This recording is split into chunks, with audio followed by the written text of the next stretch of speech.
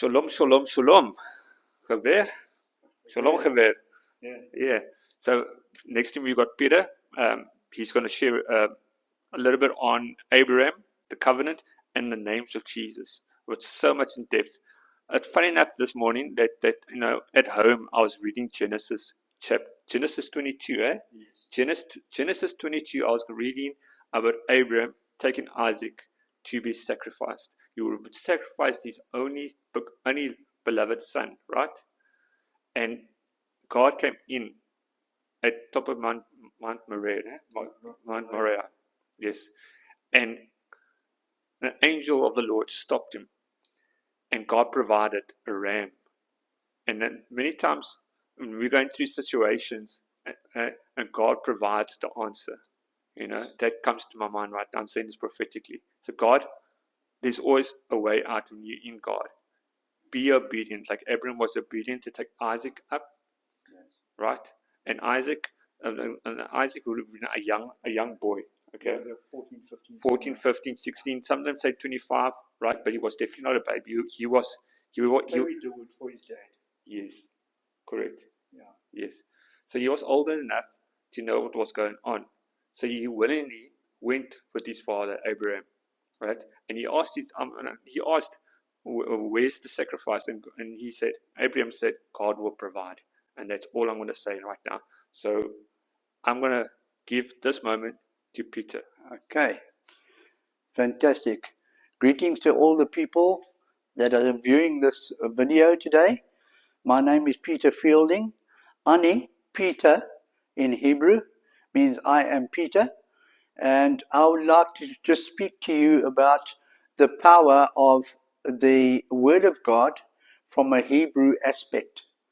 I've been doing extensive studies and exegesis of the Word of God and the names of God and what the names mean from a Hebrew point of view. And we are sitting by the door, and the door is Dalet. It's a fourth letter in the Hebrew alphabet, and it means the doorway. And Jesus is the doorway, and He's the door to my life. And I would like to just explain that the Hebrew foundation is vitally important to understand that the Word of God comes alive. When you know the Hebrew, because it was the foundation, they spoke Hebrew in the Old Testament and still do today in Israel. It's their main language. The people in Israel are called Israelis. They come from the land of Israel, but they're called the Jews, and they've got other people also speaking Hebrew, but the language that they speak is called Hebrew. And the Hebrew language has survived over 2,000 years. All other languages have disappeared, and normally through the generations, you find that in your generation, they don't speak Hebrew that much because you're not in the country or the land of Israel. So it's easily forgotten. But when you're studying the Word of God, it is emphatic to know the foundation on which you are building. Because the foundation for the Word of God is the Hebrew language. Because the Hebrew language was taught in the Old Testament, and it was 90% of the Old Testament, and then in Daniel it was the Aramaic and things like that. So, but people always know, yes, it's Hebrew. They know, for instance, the word Jehovah Jireh. In the actual Hebrew, we pronounce it as Jehovah Jireh, but in actual Hebrew, it's called Jehovah Yireh. Yireh comes from the Hebrew word to see. And the people get told that the word Jehovah Jireh is my provider, which it does mean as well. But with that, it means the God who sees you in your need will provide for that need. And I'm taken back to Genesis 22, where Abraham has taken his son, and the Lord said to him, now go to the land of Moriah to Mount Moriah. And there I will show you what to do.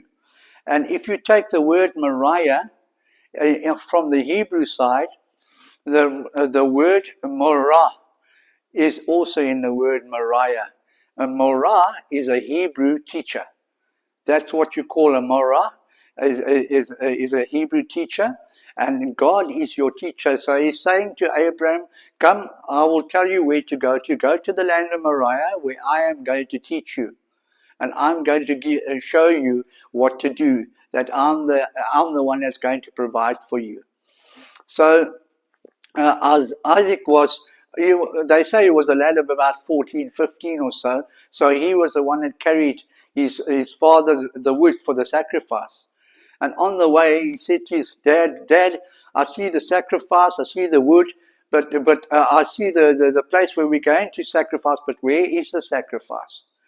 And Abraham said to him, don't worry, my son, God will provide. I think it's in the 14th verse where he says, don't worry, my son, God will provide. And they set up the fire and everything like that. And as Abraham was going to stab his son to death, the angel of the Lord stopped him and said, no, don't do that. I've seen your faith. And he looked to the left and he saw that there was a ram caught in the thicket. And Abraham did this all. That's why in Hebrews 11 he's called the father of faith. Because he didn't know what was going to be happening, but he said to himself, even if I know that I'm going to have to sacrifice my son, God will make a plan come true. And in actual fact, that was a forerunner of what Jesus was going to do for us on the cross of Calvary. He was going to die, a sin that he never had committed. And he was going to die and take our place.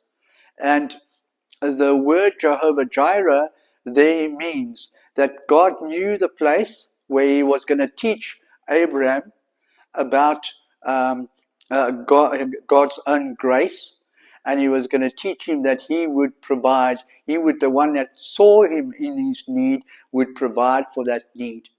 So whenever you are in a need and you say to yourself, I know that he's Jehovah Jireh, I want you to remember that it's not only is Jehovah Jireh your provider, but he's also the God who sees you where you are, in the circumstance that you are, that he was going to provide for you in that circumstance, and he's going to bring you through that circumstance as well.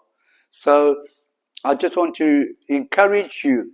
If you look into the Hebrew language, you will find that most names that are written in the Word of God seem to be very difficult to spell, but they're not really. But every name in the Word of God is prophetic, especially from the Hebrew side. The Hebrew, for instance, if you take Moses, his name in Hebrew is called Moshe. And Moshe means to be drawn out of water. And if you realize that that's exactly what happened to Moses.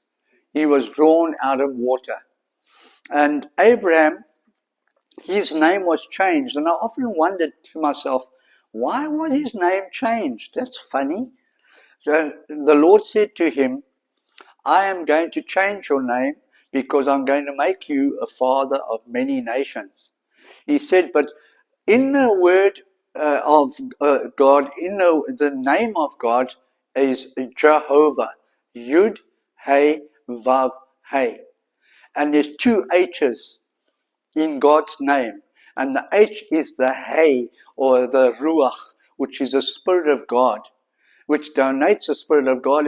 The Hebrew language has got a numerical, alphabetical connotation to it. Every alphabetical letter has got a numerical value. And the name of Hay is a letter 5, which means grace. And he was saying to Abraham, now I'm going to change your name from Avram or Abram to Avraham, Abraham. and I'm going to put my spirit within you. So I'll take the H, which means my spirit, and I'm going to put my spirit within your name, which is now going to be called Avraham. And now, because I put my spirit within you, you have become the father of many nations. But he not only did it for Avram, he did it for his wife as well, Sarai. Sarai was changed to Sarah. So he did the same for her as well. And he said, now you are the parents of this nation that's going to be coming forth. Okay, so I thought I'd just share that with you. Absolutely awesome. There's more that I could share. It's phenomenal. If you want to know more, then stay tuned. The Aaronic blessing, as read from the Jewish Bible, from Numbers 6, verse 24, read in the Hebrew as well as the explanation in the English. From verse 24, Yevarechecha Adonai ve'yishmarecha. May Adonai bless you and keep you. Ya'er Adonai panav elecha v'chuneka. May Adonai make his face shine on you and show you his favor. Yisa Adonai panav elecha ve'yasem icha shalom. May Adonai lift up his face towards you and give you peace. This is a prayer, Aaronic prayer from the Jewish Bible.